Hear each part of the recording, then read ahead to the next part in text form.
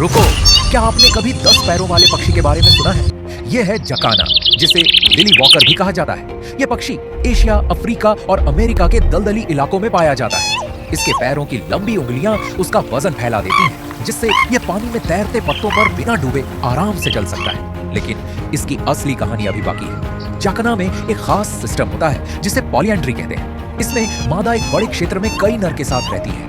अंडे देने के बाद मादा दूसरे नर के पास चली जाती है और फिर नर जकाना ही अंडों को सेता है और बच्चों की पूरी देखभाल करता है। खतरे के समय वह अपने बच्चों को पंखों के नीचे छुपा कर चलने लगता है। दूर से देखने पर ऐसा लगता है जैसे इस पक्षी के कई पैर हों, लेकिन असल में वो उसके छोटे छोटे बच्चे होते हैं। प्रकृति